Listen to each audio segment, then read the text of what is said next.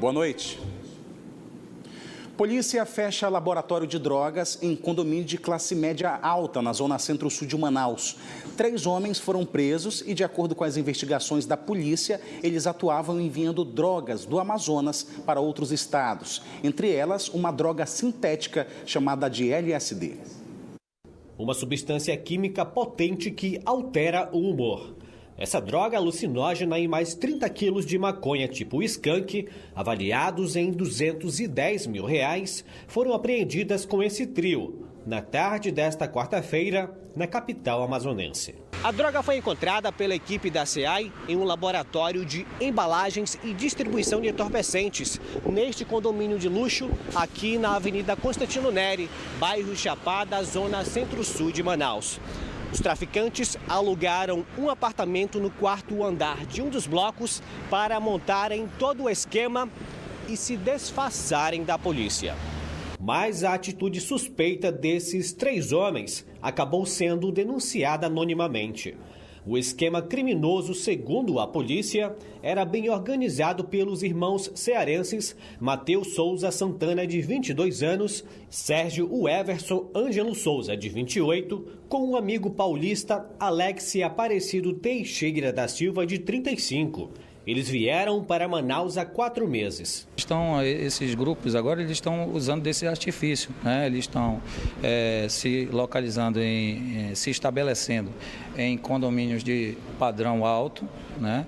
Para dificultar até o acesso e também da polícia, da investigação, e também não causar aquela desconfiança, né? O cara recebe, o morador, ele autoriza quem vai entrar para visitá-lo, então isso tudo dificulta a investigação. Segundo a Secretaria Executiva Adjunta de Inteligência, a droga veio do município de Tabatinga para ser comercializada em festas e raves aqui na capital e nos estados do Pará e Ceará. No apartamento deles, a SEAI apreendeu embalagens, balanças, aparelhos para empacotamentos a vácuo, R$4 mil em espécie, e 3 veículos, que tinham placas diferentes de Manaus, Belém e Belo Horizonte. Eles vão ficar a partir de agora à disposição da Justiça, eles estão respondendo por tráfico de drogas, associação ao tráfico, e como nós encontramos uma munição de fuzil, eles também vão responder por posse de munição de uso restrito. Polícia faz operação no conjunto Viver Melhor, na zona norte de Manaus, prende 4 pessoas e apreende 2 adolescentes. As investigações apontam que o grupo tem participação no tráfico de drogas. Eduardo Galvão. A operação foi deflagrada ontem por policiais da 26ª SICOM, em apoio a policiais da Secretaria de Segurança Pública. Eu vou conversar agora com o comandante da 26ª SICOM, que vai dar mais informações sobre essa operação. Capitão Bruno, como é que surgiu essa operação? Por que vocês chegaram até esses elementos? Bem, anteriormente aos fatos que ocorreram ontem, aqui na região da Santa Etelvina e Viver Melhor, um trabalho em parceria que existe entre a 26ª SICOM e o 26º DIP, nós já estávamos monitorando e investigando a ação de pessoas ligadas ao crime organizado, principalmente praticando o tráfico de drogas e, inclusive, pessoas que estão de tornozeleira, pessoas que eram do regime semiaberto e que agora estão soltas. A manifestação de ontem em frente ao Fórum Enoque Reis foi crucial para essa operação? Sim, até porque eu acho que a sociedade, não só a sociedade, mas nós, forças policiais, nós entendemos que aquilo foi uma afronta ao Estado, né? Pessoas, algumas delas, talvez nem todas, mas pessoas que deveriam estar presas, né? Até de tornozeleira, estavam tentando reivindicar algo que não é justo, que não é legal. Essas pessoas, né, que fazem parte aqui da comunidade, deixo bem claro que é uma grande minoria. Nós temos um Viver Melhor, uma população pacata, uma população honesta, trabalhadora e uma população que ajuda a polícia com informações. Muito obrigado pelas informações, comandante. Lembrando que ontem à tarde, uma manifestação em frente ao Fórum Enoque Reis por pessoas que pediam a volta do narcotraficante Zé Roberto da Compensa e também do traficante João Branco. Todo esse cenário culminou nessa operação Saturação Viver Melhor. Eduardo Galvão para o Band Cidade. De acordo com a polícia, as investigações continuam e mais pessoas podem ser presas. Neste sábado, dia 12 de maio, começa em Manaus a campanha nacional de vacinação contra o vírus influenza, causador da gripe. No Amazonas, a meta é imunizar um pouco mais de 1 milhão de pessoas. A mobilização contra a influenza vai acontecer na capital e no interior do estado. A vacinação vai estar disponível em todas as redes de atenção básica. O público são crianças a partir de 6 meses a 5 anos de idade, idosos acima de 60 anos, professores, funcionários da saúde, indígenas, gestantes, mães com até 45 dias após o parto, pessoas privadas de liberdade e profissionais do sistema prisional. O diretor-presidente da Fundação de Vigilância em Saúde explica que a vacina é a principal forma de prevenção contra o vírus HN1, influenza A, H3N2 e influenza B. O Ministério da Saúde disponibiliza as vacinas e se inicia a campanha. Por que anual? Porque há uma mudança de ano para ano no que diz respeito aos principais vírus que estão acometendo as pessoas. Segundo a Fundação de Vigilância em Saúde, só este ano foram notificados 4 casos de H3N2 em pacientes em estado grave e 6 casos isolados em pacientes com gripe comum. O influenza B, apenas 1. Já o H1N1, nenhum caso foi notificado até agora. É importante ressaltar que as pessoas elas podem ter sim um quadro gripal, mas a frequência é muito menor.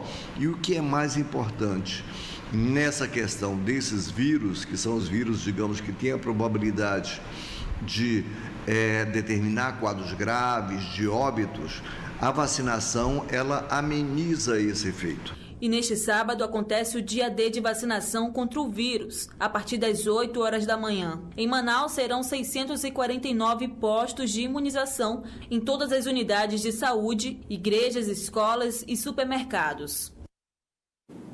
Agora uma boa notícia para quem está em débito com as contas de energia. Feirão de negociação da Eletrobras Distribuição Amazonas oferece parcelamento das dívidas e com descontos que chegam a 100% nos juros e multa.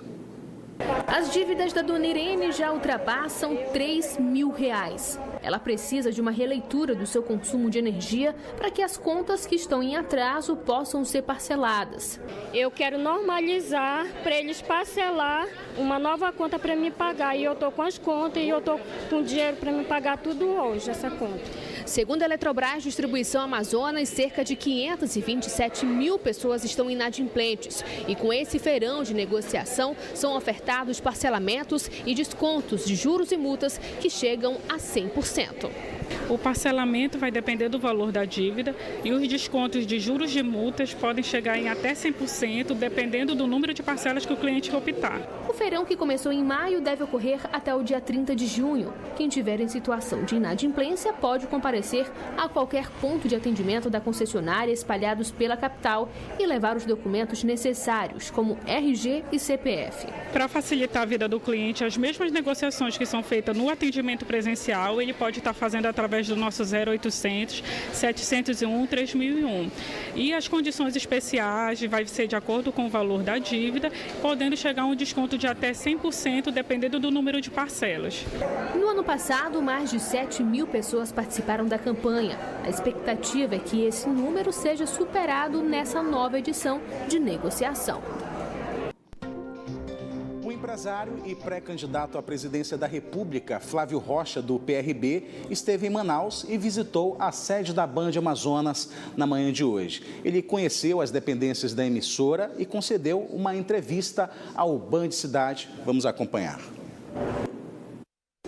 O Band Cidade recebe o empresário Flávio Gurgel Rocha, que visita vários estados do país para apresentar o projeto Brasil 200 e chega aqui em Manaus também, vai apresentar esse projeto a uma série de comerciantes na Câmara dos Dirigentes Lojistas. Esse projeto que o senhor prega é um desenvolvimento para o país, né? Criado por empresários como é que o senhor pode citar os pilares desse projeto? Muito boa noite. Bom, o Brasil 200 é um movimento de recuperação da competitividade do Brasil. O Brasil está perdendo competitividade e a consequência imediata é destruição maciça de empregos. Nós podemos, a curto prazo, com simples providências, recolocar o Brasil no jogo competitivo e gerar milhões e milhões de empregos. Aqui em Manaus, a terra da Zona Franca, está sofrendo um duro ataque pela degradação e pela morte precoce da indústria. A indústria está perdendo porque há um cerco à competitividade industrial. Então, nós podemos, com simples providências que diminuam a verdadeira perseguição que existe e destruição de empregos, gerar milhões e milhões de empregos, fazer com que a indústria não morra tão precocemente. Hoje a indústria representa 11% do PIB. Um país, no nosso estágio de desenvolvimento, a indústria tem que representar 20% ou 25% do PIB. E isso se dá através desse cerco asfixiante de burocracia que está matando a atividade industrial. Dentro desses pilares, a Amazônia se encaixa nesse perfil de desenvolvimento do país? Sem sombra de dúvida, nós estamos saindo da década da eletrônica e entrando na década da biotecnologia. E esse tesouro de biodiversidade que a Amazônia tem que se transformar em dias melhores para o povo, e mais emprego e mais geração de riquezas.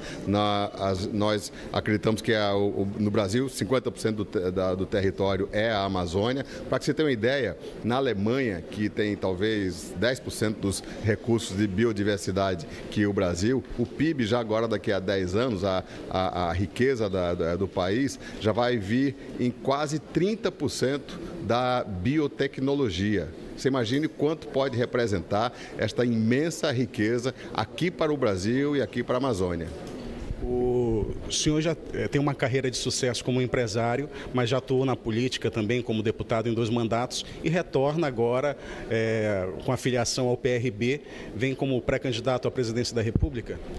Exatamente, não foi uma decisão fácil. Eu estava vivendo o melhor momento da minha vida empresarial, o melhor momento da minha empresa, uma empresa que se orgulha de ter raízes bem fincadas aqui no Amazonas e na região, mas nós ouvimos realmente um chamamento.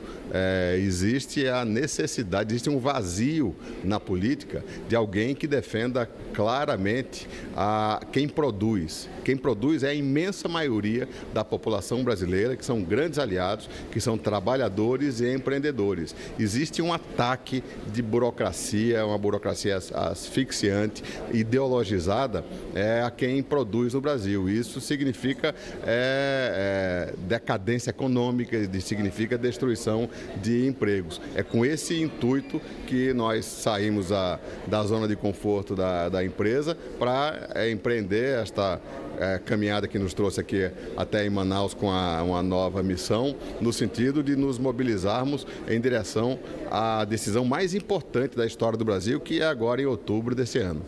Fábio Rocha, muito obrigado e sucesso. Muito obrigado.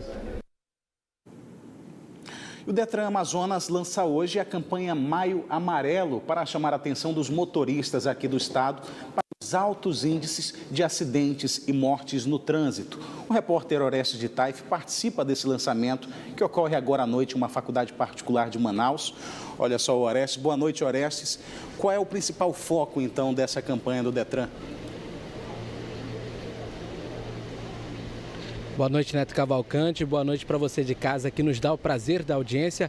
Olha, o que chama mais atenção e preocupa o Departamento Estadual de Trânsito é exatamente o número excessivo de acidentes de trânsito com vítimas fatais e vítimas lesionadas, inclusive com sequelas.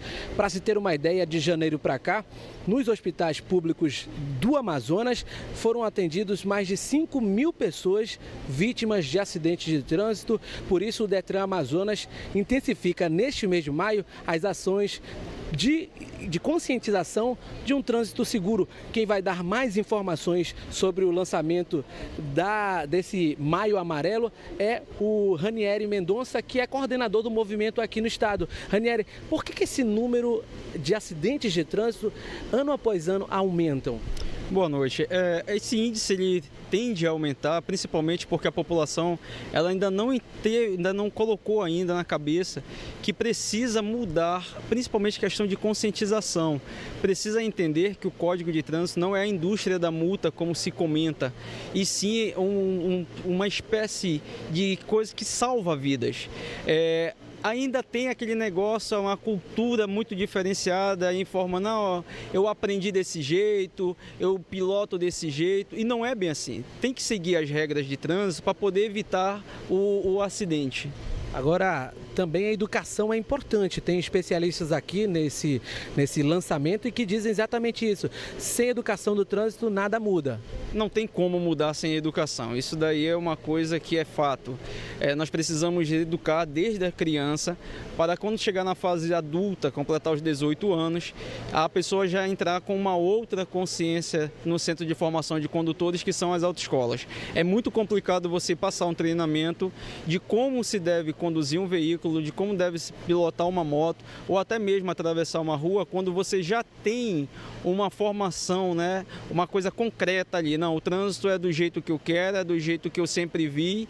Fica muito difícil de se mudar isso e nós precisamos mudar imediatamente. Muito obrigado, sucesso na campanha esse ano, viu? Obrigado. Lembrando que é isso, o Detran Amazonas vai continuar intensificando as ações de conscientização para o trânsito seguro durante todo o mês de maio. Neto. Obrigado, Orestes. Bom trabalho para você. Chegou a hora de conferir a previsão do tempo para esta sexta-feira em Manaus e em alguns municípios do interior. Em Manaus, a previsão é de sol com muitas nuvens durante o dia. Período de nublado com chuva a qualquer hora. Temperatura mínima de 23 e a máxima de 30 graus. Em Fonte Boa, a previsão é de sol e aumento de nuvens pela manhã. Pancadas de chuva à tarde e à noite. Temperatura mínima de 24 e a máxima de 32 graus. A mesma previsão para o município de Boca do Acre, onde as temperaturas variam entre 22 e 32 graus. E em Boa Vista do Ramos, a previsão é de sol e aumento de nuvens durante o dia. O tempo fica nublado com chuva a qualquer hora. Temperatura mínima de 23 e a máxima de 31 graus. Fim de semana chegando, está na hora das dicas da nossa agenda cultural.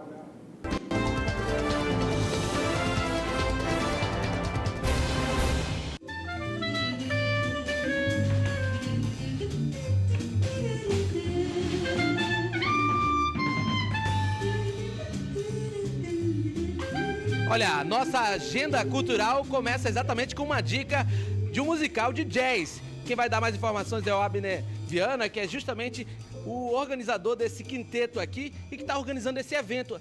Que evento é esse que vocês vão fazer amanhã, dia 11, a partir das 8 horas da noite?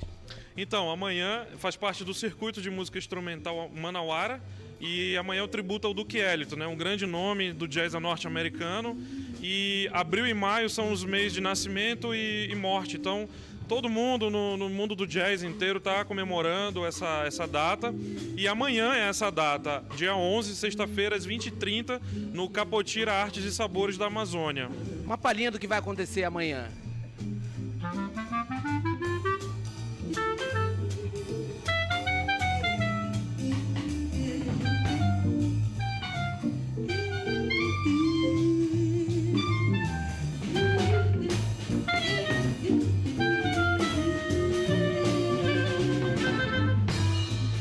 Você que pensa neste fim de semana em encontrar boa música e gastronomia, o lugar certo é a edição especial da Feira do Passo, que neste fim de semana tem uma programação especial voltada para o Dia das Mães. A Feira do Passo acontece aqui, tradicionalmente na Praça Dom Pedro II, no centro de Manaus. Mas o Beto é quem vai trazer as informações sobre as atrações da Feira do Passo. O que tem por aí?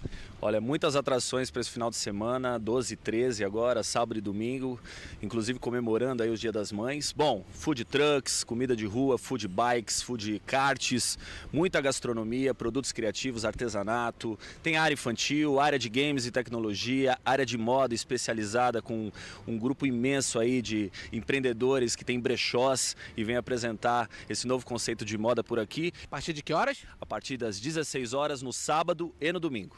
Aí então, uma boa dica para você nesse fim de semana, Feira do Passo, com muita música, gastronomia e muita diversão.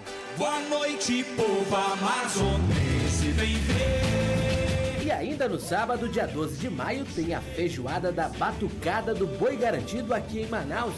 Você pode saborear uma feijoada, ajudar o seu boi preferido e ainda curtir o ritmo do Amazonas. A feijoada acontece na quadra da Escola de Samba Aparecida a partir do meio-dia. E no domingo, o Parque do Mindu celebra o Dia das Mães com atrações musicais para o público amazonense. O evento vai ter um concerto da Banda Sinfônica do Amazonas no Anfiteatro do Mindu. A programação inclui ainda um passeio pelas trilhas do parque. O evento no Parque do Mindu acontece a partir das 10 horas da manhã de domingo e a entrada é gratuita. O ex-secretário de Educação do Amazonas, Rocieli Soares, que agora é o novo ministro da Educação, participou hoje de uma audiência pública na Câmara Federal em Brasília. E esse é o tema da nossa Conexão Amazonas-Brasília de hoje. Orçamento foi o principal assunto da audiência pública com o ministro da Educação. Rocieli Soares, que assumiu o cargo em abril, começou expondo as prioridades do ministério. Entre elas, a melhoria dos resultados da alfabetização, a formação de professores, a reforma do ensino médio e a educação técnica. Depois, mais de 30 deputados fizeram perguntas, a maioria sobre recursos. Representantes de organizações da sociedade civil também estiveram presentes. Nós temos uma universidade pública passando por uma crise orçamentária e nós sabemos que os primeiros que sofrem com a crise orçamentária são os estudantes, porque cortam as nossas bolsas, aumentam o preço do restaurante universitário e todas esses programas de permanência de assistência estudantil, quando são debilitados, eles prejudicam a permanência dos estudantes na universidade, em especial os estudantes cotistas, os estudantes de baixa renda. O ministro respondeu os questionamentos.